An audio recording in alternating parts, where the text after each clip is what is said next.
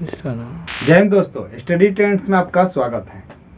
तो आज का वीडियो आपके लिए बहुत ही महत्वपूर्ण होने वाला है, क्योंकि आज हम हिंदी के एक नए टॉपिक उपसर्ग के बारे में पढ़ेंगे, जो आपके एग्जाम के दृष्टि से काफ़ी उपयोगी होगा, क्योंकि हर एग्जाम जिसमें हिंदी हो उसमें ये टॉपिक से प्रश्न आते ही आते हैं। तो चलिए देर न करते हुए शुरू करते हैं आज का टॉपिक यानी उपसर्ग। तो सबसे पहले ये जानते हैं कि ये उपसर्ग होता क्या है। तो दोस्तों, उपसर्ग एक ऐसा शब्दांश होता है जो किसी शब्द के आगे आकर एक नए शब्द का निर्माण करता है और उसका अर्थ भी बदल देता है। यानी किसी शब्द के पहले लगकर, जैसे मान लीजिए कि धारणा के पहले औ लगा दिया जाए तो क्या बन जाएगा? अवधारणा, और अवधारणा एक अलग शब्द हो जाएगा। उसी तरह से अगर मान लीजिए कि धर्म है, यहाँ पर क्या है जी? धर्म है, और धर्म के पहले यहाँ पर अ लगा दिया जाए तो ये क्या बन जाएगा? तो ये बन जाएगा अधर्म। क्या बनेगा जी? अधर्म। यहाँ पर देखिए ये अ जो है ये उपसर्ग कहलाएगा। क्यों? क्योंकि धर्म के पहले लगकर एक नया शब्द अधर्म का निर्माण करता है। तो देखिए ये अ का अर्थ यहाँ पर क्या होता है जी? जिसका अभाव या रहित होता है। इसका अर्थ क्या होता है? अभाव या रहित होता है। ठीक है, तो आगे बढ़ते हैं। इसी तरह से आप देखिएगा, जैसे मान लीजिए कि प्रति अजोर एक, इसका मतलब क्या हुआ कि जब एक के पहले ये जो शब्दांश है प्रति, ये जुड़ने के बाद एक नए शब्द का निर्माण करता है, जो क्या होता है जी? प्रत्येक। ये क्या हो गया? प्रत्येक हो गया। प्रत्येक एक नया शब्द हुआ और प्रति इसका क्या हो गया जी? उपसर्ग हो गया। यहाँ पर देखिए प्रति का मतलब क्या होगा? एक ही होता है। ठीक है, और इसका मतलब क्या होगा? एक एक यानी कि प्रत्येक, यानी बहुत सारे हो, और उसमें प्रत्येक के बारे में बता रहा है। कौन? ये प्रत्येक। ठीक है, उसी तरह से बहुत सारे उपसर्ग होते हैं। यानी कि अब देखिए संस्कृत में भी कुछ उपसर्ग होंगे, हिंदी के कुछ उपसर्ग होंगे और उर्दू के भी कुछ उपसर्ग होंगे।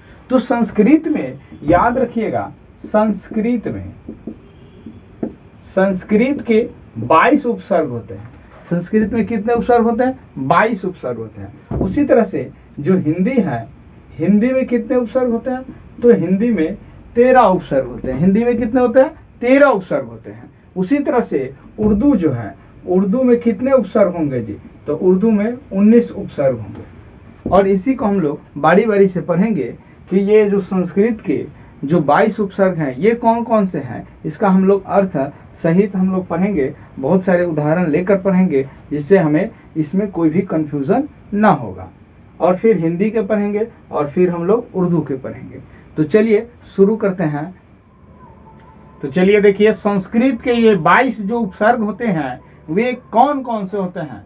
तो देखिए यहाँ पर हम आपको लिख कर दिखाए हैं। जैसे अति हो गया, अधि, अनु, अप, अभि, अव, आ, उत, उप, दुर, दुष, दुह, नी, नीर, निश, परि, प्रा, प्र, प्रति, वि, शम, सु। ये क्या हो गए जी? 22 के 22 जो उपसर्ग हैं ये किस भाषा के हैं जी? तो ये संस्कृत भाषा के उपसर्ग हैं। चलिए एक एक करके इसको हम लोग पढ़ते हैं और देखते हैं किस तरह से ये उपसर्ग नए शब्दों का निर्माण करता है। तो चलिए पहला उपसर्ग जो है अति है। अति का हम लोग अर्थ समझते हैं। अति का मतलब क्या है? इसका भावार्थ क्या है? तो इसका भावार्थ है अधिक या ऊपर। ठीक है, तो यहाँ पर देखिए फिर अधि है। अधि का मतलब भी क्या होता है जी? श्रेष्ठ, ऊपर, ऊंचा, प्रधान, मुख्य। ये क्या है जी? अधि का ये भावार्थ हुआ। ठीक है, अब देखते हैं इसमें किस तरह से प्रश्न बनते हैं और शब्द का निर्माण होता है। जैसे मान लीजिए कि अति है और अति से हम लोग रिक्त में अगर जोड़ दे रहे हैं तो क्या बन जाएगा जी?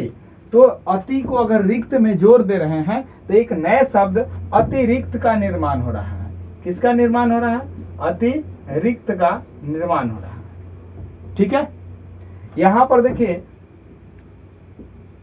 एक और शब्द हम लोग जोड़ रहे हैं अति से अधिक में, तो क्या हो जाएगा जी? अधिक जब जोड़िएगा तो यहां से एक नया शब्द अधिक में क्या जोड़े, अति जोड़े, तो यहां से एक नया शब्द अत्यधिक बनेगा। क्या बनेगा जी, अत्यधिक बनेगा, अत्यधिक।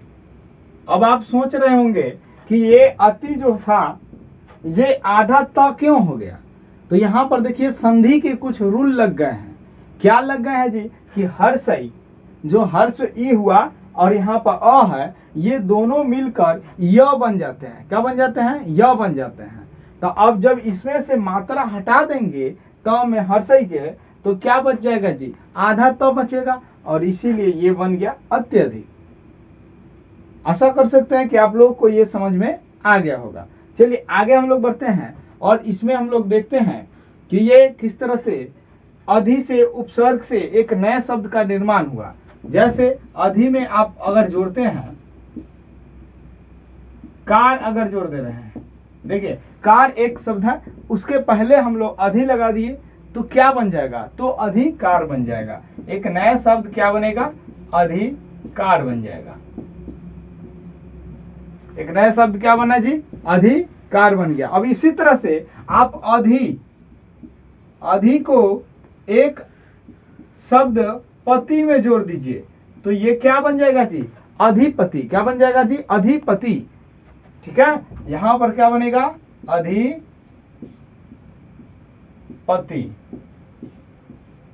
ये अधिपति बन जाएगा। तो इस तरह से आपने देखा कि अधि से किस तरह से नए शब्द का निर्माण होता है, फिर अति से किस तरह से नए शब्द का निर्माण होता है, और इसके बाद हम लोग आगे पढ़ते हैं कि कौन कौन से उपसर्ग हैं, यानी कि क्या है जी, अनु है, अप है, इसमें किस तरह से नए शब्द का निर्माण होता है। तो चलिए देखते हैं। इसके बाद जो है अनु उपसर्ग से किस तरह से नया शब्द का निर्माण होता है, इसको देखते हैं। देखिए अनु का पहले भावार्थ समझिए। अनु का मतलब होता है पश्चात या समानता, यानी पश्चात का मतलब क्या हो गया, जैसे ज के पहले अगर अनु जोड़ दिया जाए, ज के पहले क्या जोड़ दिया जाए, अनु, तो ये क्या बनेगा जी, अनुज। क्या बनेगा, अनुज।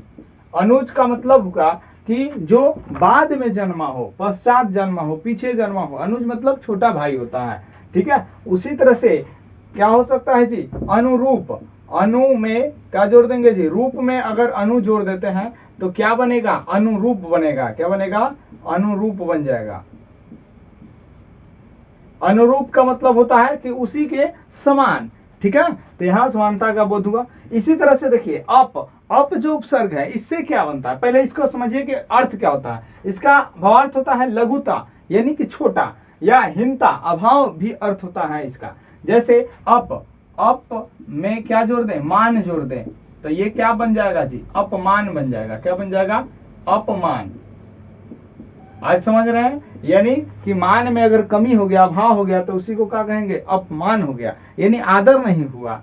ठीक है, इसी तरह से अब यहां पर देख सकते हैं, जैसे अभी हो गया, अभी यानी कि अभिलाषा, यानी देखिए यहां पर अभी जो है, अगर हम लोग अभी को अगर यहां पर लाशा में जोड़ दिया जाए तो ये क्या बना लेगा जी, तो अभिलाषा। क्या बनाएगा, अभिलाषा। उसी तरह से अगर हम अभी को अगर सार में जोड़ दें तो क्या बनाएगा जी, तो अभिसार। क्या बनाएगा, अभिसार। यहां पर आप देख रहे हैं कि ये शब्द जो है जुड़ने के बाद एक नए शब्द का निर्माण कर रहा है और उसका अर्थ में भी परिवर्तन कर दे रहा है। जैसा कि यहाँ पर अभी का मतलब होता है अति या श्रेष्ठ, अभिसार मतलब का बहुत ज्यादा फैलाव हो गया वहां पर। ठीक है, इसी तरह से औ का भावार्थ जो होता है वो होता है नीच या अनादर या दूर। ठीक है, तो यहाँ पर क्या कर सकते हैं जी, जैसे मान लीजिए कि औ जो है, औ को हम लोग जोड़ सकते हैं अवकाश, यानी ये क्या हो गया, अवकाश। ठीक है, इसी तरह से यहां पर हम लोग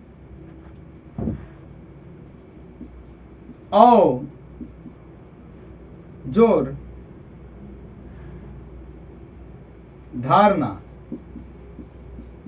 यानी यहां पर क्या हो गया जी, जोड़ धारणा, यानी अवधारणा। क्या बन जाएगा, अवधारणा।